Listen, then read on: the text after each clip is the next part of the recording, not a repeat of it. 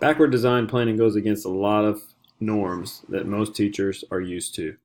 Backward design forces teachers to answer questions about why they're teaching the material they're teaching and be able to respond to their students and answer the question, so what are we learning?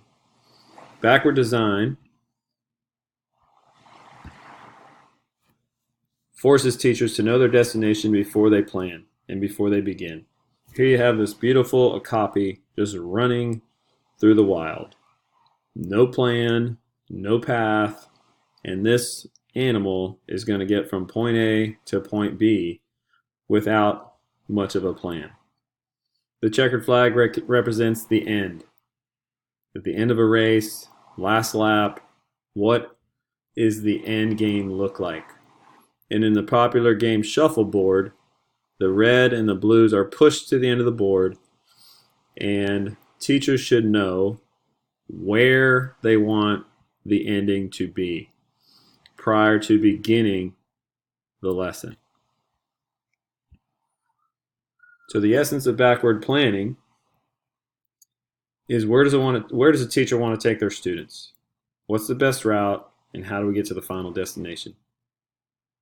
If I'm planning to go from Houston to Denver, I want to work backwards. I want to find out what is it that I need in Denver? What's the weather like in Denver? How should I get to Denver? And I want to go in a backward route so that I can get the best possible experience on my way driving from Houston to Denver. By going backwards, I'm able to see what it is I need to be prepared for before I get to the spot. There's 3 stages of backward design. Identify the desired result. What's the end game? Determine the acceptable evidence. How am I going to know if my students are getting what they're supposed to be getting?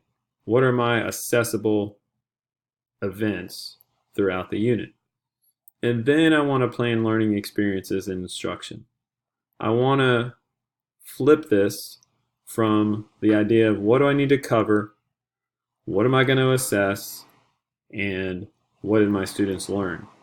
Instead, I want to start with what do I want my students to learn, what am I going to assess as I go, and what am I going to plan based upon the end game of what I want my students to learn. The first step in backward planning is to identify desired results. I have to choose and prioritize what we want our students to learn.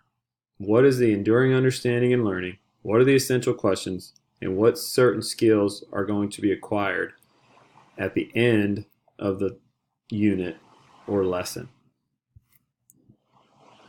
So using the American government TEAC, C1, this is my desired result.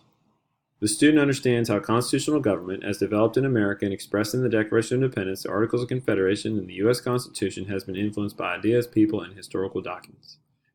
That is what I want my students at the end of my Constitution unit to know.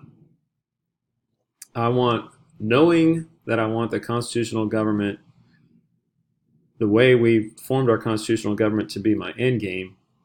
I then have to figure out how am I going to assess that they're understanding my desired result.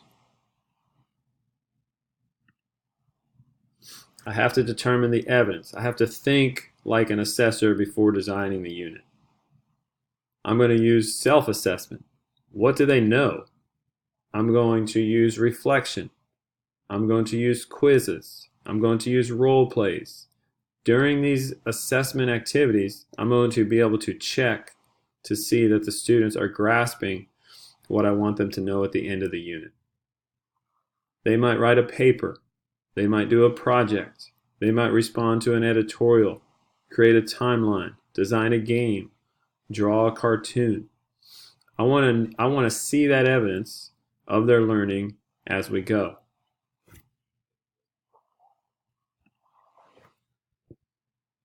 So what are the activities to demonstrate their learning?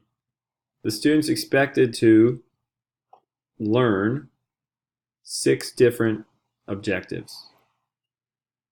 They're going to explain the major political ideas. Well, how am I going to know that they learn the major political ideas? I'm going to have them draw political cartoons.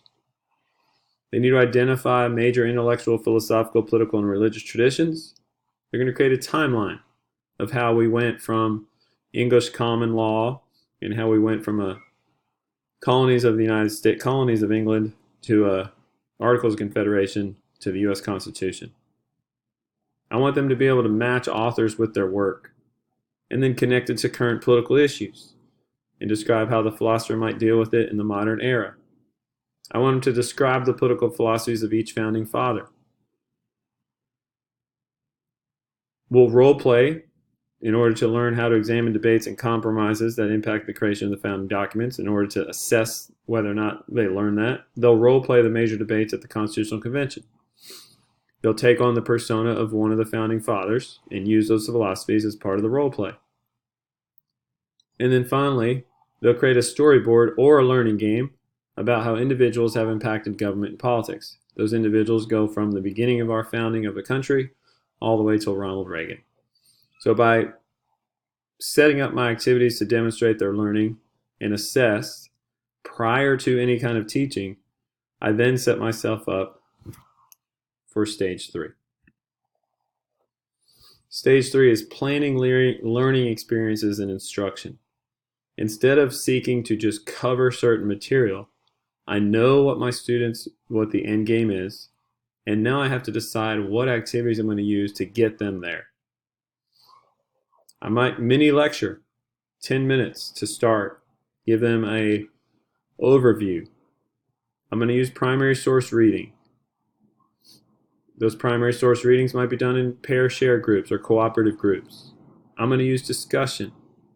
I'm going to have problem solving sessions. I'm going to use cooperative groups. I'm going to do journal responses. I might show a short video or have students look up using technology different activities and things involving the Constitutional Convention. By knowing where I want to get to, I'm able to plan instructional activities to help me get to that point. So what do those instructional activities look like? Using the same TEKS, in order for students to learn and grasp the objective and understand how we got to the Constitution, I'm going to use a jigsaw activity with cooperative groups. That jigsaw activity would talk about the major political ideas in history. And then the cooperative groups would share their learning with the other students who aren't in their group. I would define terminology using a crossword puzzle. Then I would try to relate it to the current day by journaling about how much responsibility individuals should have in our constitutional republic. We would read excerpts from the Bible, commentaries on English law, the second treatise of government, and the spirit of the law, in order to identify the individuals whose principles of law and government institutions inform the founding documents. My students would find and read primary source documents that show the different political philosophies of the founders. Those would be our activities and learning experiences and part of my instruction. I would show short videos about the convention and discuss the issues surrounding the gathering in Philadelphia. And then finally, using the list of significant individuals in the field of government and politics, I would use a student pair share list. I would have students pair up and share a list of what each student knew about the significance of each individual. Based upon what they knew about each individual, then it would allow me to clarify and help them to understand how each one of the individuals significantly impacted the field of government and politics. So backward design forces you to start at the end and work back toward the beginning.